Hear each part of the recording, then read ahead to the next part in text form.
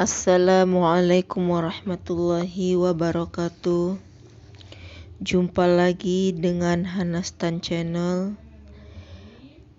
yang akan selalu menceritakan untayan kisah para wali Allah. Semoga dengan mendengarkan cerita ini kita nantinya bisa menjadi manusia yang lebih baik lagi, bisa menjadi manusia yang lebih sabar, tabah dalam menghadapi segala ujian dan cobaan hidup yang diberikan Allah kepada kita. Sahabat, adapun judul cerita saya kali ini yaitu Putri Rom Memanggil Wali. Diceritakan lagi dari Syekh Ibrahim Al-Khawas rahimakumullah bahwasanya dia berkata, pada suatu ketika rasa hatiku tergetar untuk pergi ke kota Rom. Seolah-olah ada orang yang memanggil-manggil namaku supaya aku berangkat segera ke sana.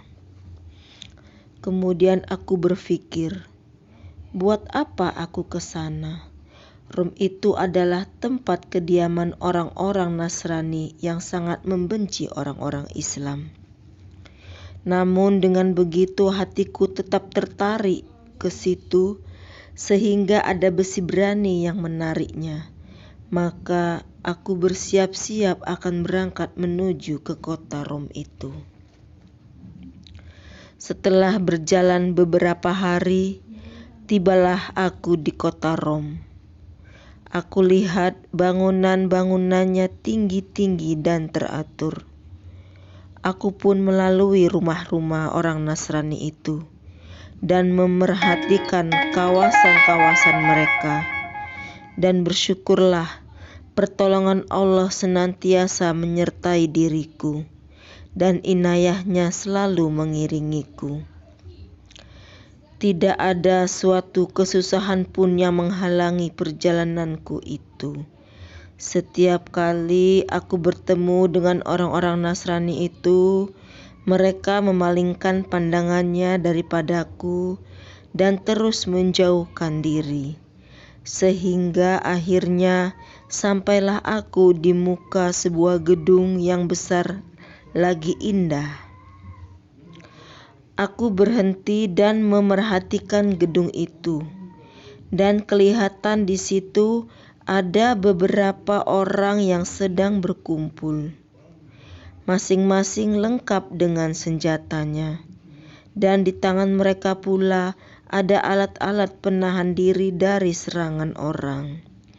Apabila mereka melihat kedatanganku, mereka lalu mendekatiku dan bertanya, apakah engkau ini seorang tabib? Benar, saya adalah seorang tabib, aku menjawab dengan tersenyum. Kalau begitu, bawa dia menghadap paduka raja. Jelas yang lain. Buat apa pula saya dibawa menghadap raja? Tanyaku heran. Raja perlu kepada tabib seperti engkau ini, kata mereka. Aku pun dibawa mereka untuk menghadap paduka raja. Aku masih bingung mengapa Raja Rom mau mengundang semua tabib-tabib datang ke istananya. Ini tentu ada perkara yang penting. Saat aku sampai di balai menghadap, aku ditahan oleh pengawalnya. Siapa orang ini? Tanya pengawal kepada orang yang membawaku. Dia seorang tabib, jawab orang itu. Sudahkah dia tahu syarat dibenarkannya masuk ke sini? Tanya pengawal itu lagi. Belum, jawab orang tadi. Pengawal itu lalu memberitahuku bahwasannya raja mempunyai seorang putri yang terganggu pikirannya. Sudah banyak tabib yang dibawa ke sini untuk mengobatinya. Namun kesemuanya tidak berhasil. Maka mereka semua maka mereka semua telah dihukum mati.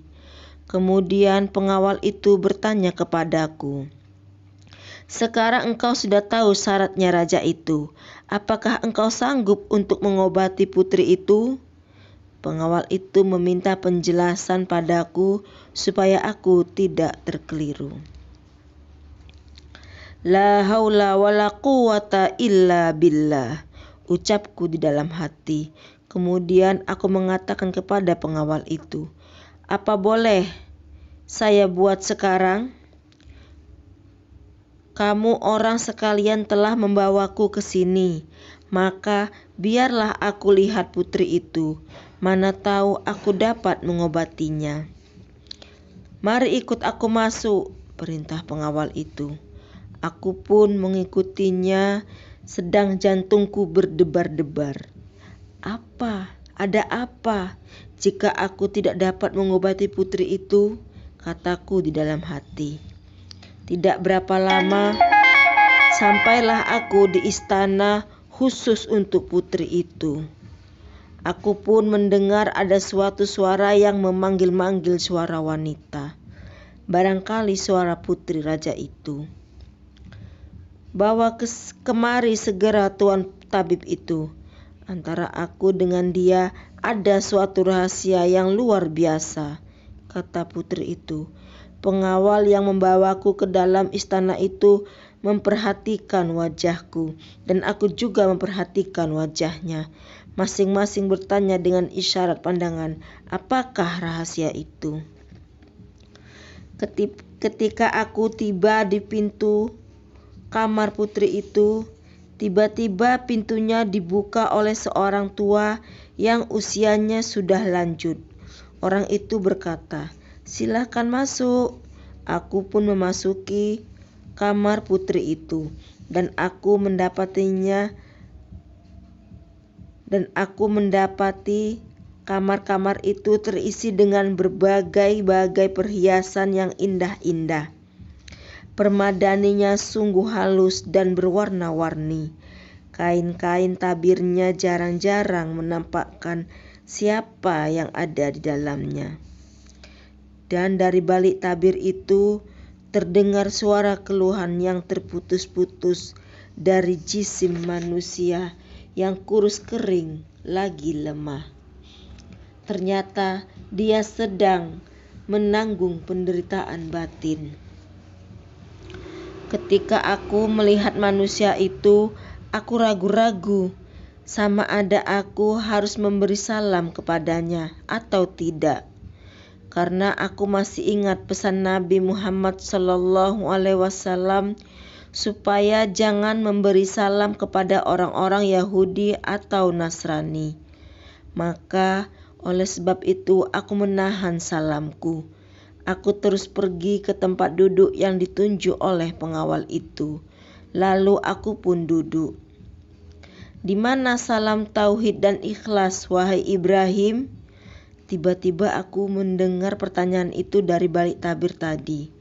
Rupanya putri raja ini tahu tentang adat kebiasaan orang Islam.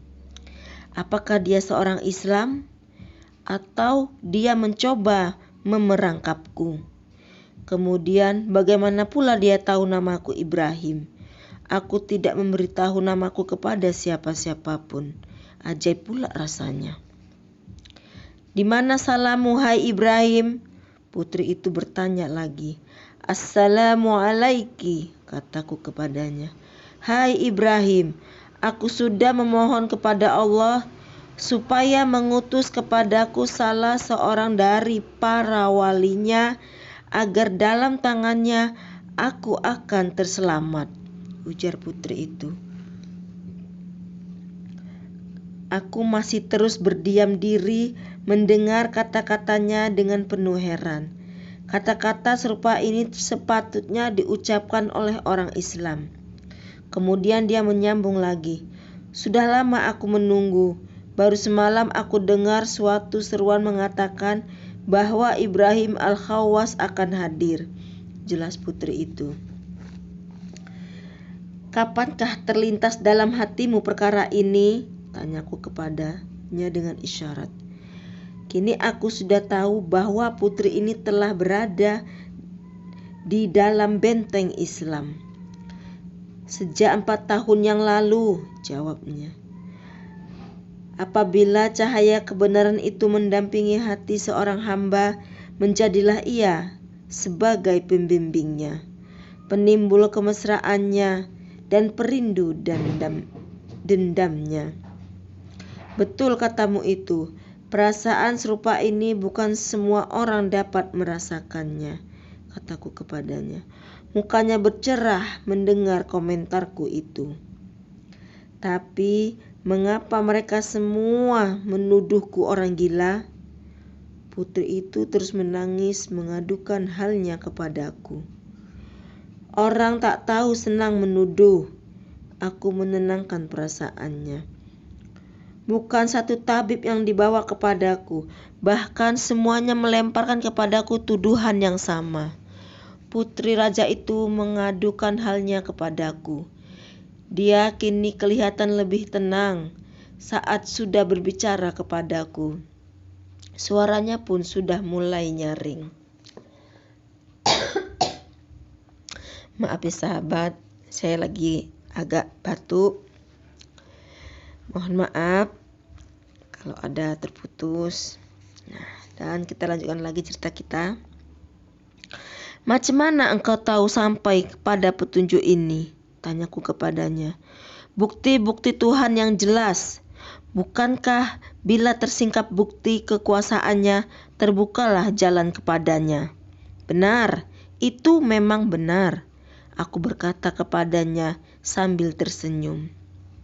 Aku berkata di dalam hati, putri ini bukan saja sudah mendapat petunjuk, malah telah sampai ke peringkat cinta yang tinggi pula. Sedang aku asyik bercakap-cakap dengan putri itu dalam beberapa hal yang lain, maka datanglah orang tua tadi lalu bertanya kepada putri itu, bagaimana keadaan tuan putri kini? Baik, jawabnya dengan sederhana dan tentram. Dapat tabib ini mengobatimu? Aku senang dengan tabib ini. Dia tahu penyakitku ini dan kini dia sedang memberiku penawarnya, jawab putri itu. Benar, puanku, tanya orang tua itu lagi dengan perasaan gembira.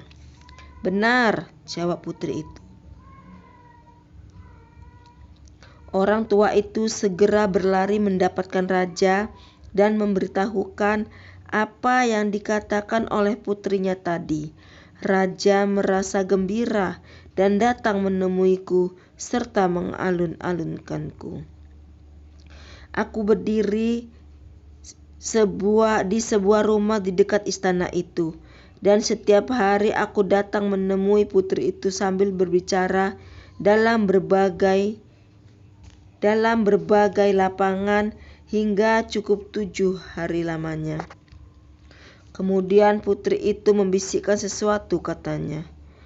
Aku sudah bosan duduk di sini. Aku mau lari dari sini, ujar putri itu dengan menampakkan wajah yang kurang senang. Kemana? Tanyaku kepadanya. Ke negeri Islam. Bagaimana? Bukankah Islam ini dikelilingi oleh pengawal-pengawal dengan rapi, dan askar-askarnya pun penuh menunggu di luar? Kalau hendak lari bagaimana? Aku merasa risau mendengar usul putri itu. Apa yang kau hendak susahkan? Orang memasukkan kau dari dalam istana ini untuk mengeluarkanku, dan kau perintahkan. Aku terpukau mendengar bicara putri ini.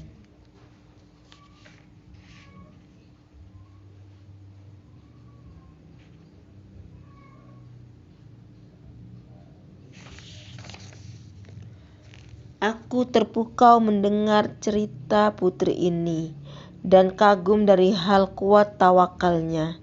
Memang aku tidak dapat menolak usulnya.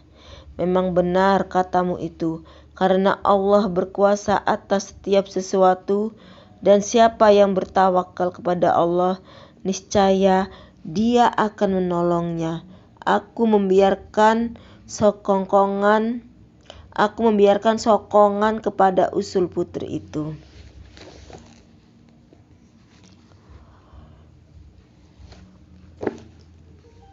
Kami pun mengatur rencana untuk melarikan diri dari istana itu. Kami berdoa, mudah-mudahan Allah akan menyelamatkan kami. Pada hari esoknya, kami keluar menerusui pantai belakang istana yang menuju ke sebuah taman. Bilangan pengawal yang berada di situ tidak begitu banyak. Mereka melihat kami seperti tidak melihat. Sepatah kata pun mereka menemuinya kami. Tidak sepatah kata pun mereka menanyai kami atau menghalangi kami. Semua itu ialah dengan berkat kuat keazaman putri itu untuk meninggalkan negeri ayahnya yang disebut dengan pergi ke negeri Islam. Kami berjalan bersama-sama menuju ke Mekah karena putri itu sangat lelah dan ingin untuk melihat Baitullah. Aku lihat dia terus berpuasa pada siang hari dan bangun beribadah pada malamnya. Hatinya senang sekali ketika berada di samping Ka'bah itu. Dia tinggal di suatu selama 7 hari 7 malam saja, berada di sebaik-baik tempat. Di sanalah aku mengabulkan segala wanita wali Allah yang termulia. Sahabat, moga-moga Allah merahmati rohnya dan menempatkannya di surga yang tinggi. Amin amin ya rabbal alamin. Wabillahi taufik wal hidayah. Wassalamualaikum warahmatullahi wabarakatuh.